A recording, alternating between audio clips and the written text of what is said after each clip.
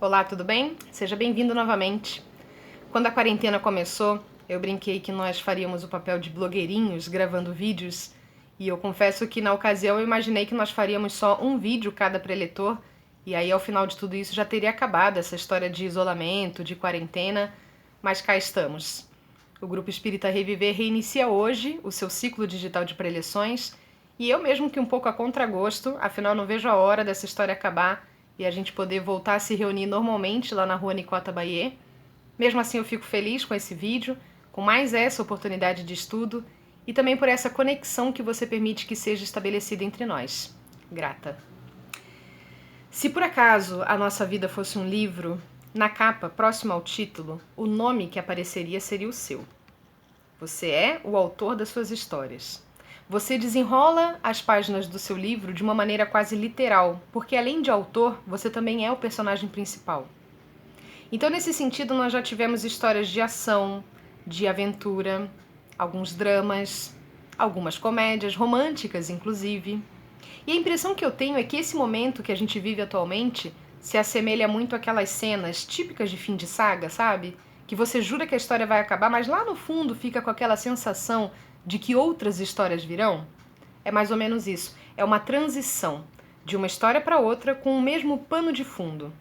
E tudo que nos acontece nesse momento, todas as situações que se apresentam e a forma como a gente atravessa, como a gente encara e principalmente como a gente aceita essas situações, impacta diretamente nas cenas dos próximos capítulos.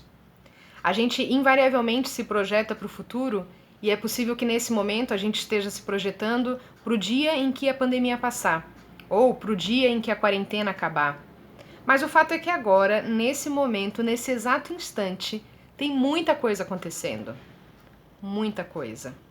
Você pode não aceitar o fato de ser o autor das suas histórias, você pode até mesmo se eximir de ser o centro da sua narrativa e aí priorizar outros personagens, mas o fato é que, você gostando ou não, aceitando ou não, você é que está escrevendo essa história, mesmo que de olhos fechados. Mas, claro, mesmo a gente sabendo que é uma obra autoral, isso não significa que a gente simplesmente tem controle sobre todas as situações. Querer ter controle sobre tudo, sobre todas as pandemias da vida, além de ingenuidade, significa também um dispêndio de energia muito grande. E nós já falamos disso, né? Não são todas as situações que a gente tem controle. E essas situações, quando a gente consegue diferenciar daquelas que a gente simplesmente consegue contornar, é nossa obrigação lidar com elas da melhor maneira possível. Isso é uma coisa. Outra coisa é, querer que a vida seja sempre estável, sem emoção, sem friozinho na barriga, é ilusório, porque a vida é sobe e desce. É bem aquela história que compara a linha da vida com a linha daquelas máquinas que controlam os batimentos cardíacos no hospital, sabe? Quando essa linha fica estável, parceiro, já era. E com a vida é a mesma coisa. Mas saber disso não significa que a gente não vai sofrer, né? Na verdade, esse sobe e desce, ele é bastante cansativo. E a impressão que eu tenho é que muitas vezes durante a descida, a gente meio que simplesmente se esquece de todos os ensinamentos necessários não só para que a gente possa se reerguer, mas também para que eles possam trazer as reviravoltas tão necessárias e tão bem-vindas em todas as histórias. E quais seriam os ingredientes para se criar um bom enredo? Eu acredito que a introdução, tudo começa com era uma vez uma pessoa que resolveu controlar seus pensamentos. Nós precisamos vigiar tudo que passa aqui dentro. Pensamento é criação. Todo pensamento emitido, ele gera numa frequência, e essa frequência volta pra gente. Então, se você costuma ter pensamentos negativos, de medo, de desconfiança, de desespero, além de esses pensamentos fazerem você se conectar nessa frequência, são esses sentimentos que vão voltar para você em algum momento. Então, tão importante quanto a gente observar o teor de tudo aquilo que a gente pensa, é também cultivar bons pensamentos. Pensamentos de amor, de fé, de união, de aceitação, de resignação. Tudo isso é bastante importante pra gente. Nessa questão de frequência, a música pode ser uma ferramenta bastante útil, desde que usada com sabedoria, claro. Se você é do tipo de pessoa que escuta as músicas ditas baixo astral, que só falam de traição, de morte, de coisas ruins, isso tudo vai impactar negativamente também na sua frequência. Então a gente precisa observar tudo aquilo que a gente ouve e buscar a tradução de tudo aquilo que a gente canta. Eu que sou passarinho aqui o diga. E se o que a gente ouve importa, o que a gente vê impacta. Programas de televisão sensacionalistas, que só falam de desgraça, que só falam de tragédias, também afetam o nosso padrão vibratório. E afeta muito mais se por acaso a gente assiste esse tipo de programação perto da hora de dormir. Porque daí, além de afetar no nosso padrão vibratório, também vai interferir no nosso desdobramento. Eu ouvi uma história uma vez que dizia que o desdobramento ele se equivale ao banho de sol para quem está preso ou ao horário de visita para quem está no hospital. Se desdobrar significa se libertar dessa vida, desse corpo, dessa gravidade. Imagina só você ter o seu momento de libertação, o seu desdobramento, afetado porque você ficou vendo coisa tosca na TV perto da hora de dormir. Não faz muito sentido, né? E o que os olhos veem, o coração sente muito. Não só com relação ao que a gente assiste na TV, mas em relação aos ambientes que a gente vive. Um cômodo bagunçado, sujo, desorganizado, também vai interferir no nosso padrão vibratório. Então faz aquela faxina necessária, dobra aquelas roupas em cima daquela cadeira, arruma aquele cômodo que já há bastante tempo está pedindo uma arrumação, organiza. Você vai ver como isso vai te deixar bem, como vai te trazer bem-estar. E essa faxina ela tem que ser interna também. Sabe aquela mágoa daquela discussão do Natal de 98? Joga fora. Aquele sentimento por causa daquela briga que aconteceu há 1000 anos, a pessoa nem lembra mais. Manda embora. A gente carrega muito lixo desnecessário, muito peso à toa. Se limpe. Se livre. E aproveita e joga fora todas as suas queixas, todas as suas reclamações.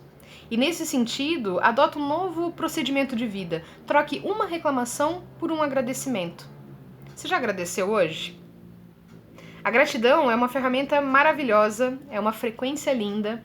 E trocar uma reclamação pela gratidão é uma oportunidade da gente focar aquilo que nos agrada, em vez de ficar dando audiência para o que nos incomoda.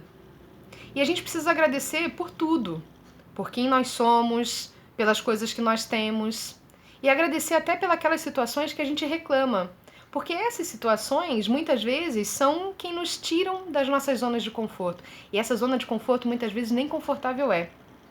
Então, se nos enseja a mudança, se nos enseja a caminhar, que sejamos gratos a todas elas. Nesse pacote de se livrar do que não presta, aproveita para jogar fora essa terrível mania que a gente tem de falar mal dos outros. Falar mal dos outros não nos leva a lugar nenhum e só nos prejudica a pessoa que a gente está falando e a nós mesmos, porque nós também somos vítimas das nossas próprias maledicências. E fora que falar mal dos outros não leva a gente a lugar nenhum, né? É uma bobagem. E isso vale tanto para falar mal dos outros, quanto para falar mal de si próprio, porque a gente adora, faz 1000 julgamentos, se chicoteia. Para com isso. Seja seu amigo. Aceite as consequências de todas as suas decisões e seja seu amigo. E amigavelmente, aproveita toda essa arrumação que você está fazendo, reconsidere e analise as suas próprias relações, as suas amizades. Se desfaça daquelas amizades de pessoas que não querem muito seu bem, que não agregam, que te irritam. Esse momento é propício para que a gente se isole. Ah, mas eu não posso porque meu parente tá. Se por acaso a pessoa que te irrita é alguém do seu círculo familiar, e aí você não consegue simplesmente se livrar, virar as costas para essa pessoa, mude a sua postura em relação a ela. Não revide, não discuta. Como dizem, o silêncio é o casulo dos sábios. Recolha-se. E emane amor. Para todos, por onde você passar o tempo inteiro, emane amor. Vamos fazer isso junto. A gentileza e a generosidade sempre tem que vir primeiro com a gente. Primeiro a gente dá e recebe da gente mesmo, para depois querer exigir e poder dar e receber dos outros. Essa vida é uma oportunidade linda de evoluirmos, de nos aprimorarmos, de nos melhorarmos. Cada dia mais a gente desperta mais um pouquinho e tem novas oportunidades desse despertar. E mesmo que a gente ainda esteja lá no comecinho da nossa coletânea, nós já somos uma coleção de respeito, então que isso também nos inspire. Eu agradeço muito por essa conversa, agradeço muito pela oportunidade de estar no Reviver, mesmo estando na minha casa, e espero que de alguma forma essas palavras possam ter tocado o seu coração, a sua alma criadora, e você desperte também para essa responsabilidade de criar finais felizes para você, mesmo que ainda no meio da história, mesmo que o mocinho vá morrer no final. Grata mais uma vez por me escutarem. Eu espero que esse nosso isolamento, esse nosso afastamento seja breve e a gente possa, o mais rápido possível, voltar a se reunir. Gratidão mais uma vez. Um beijo e até a próxima.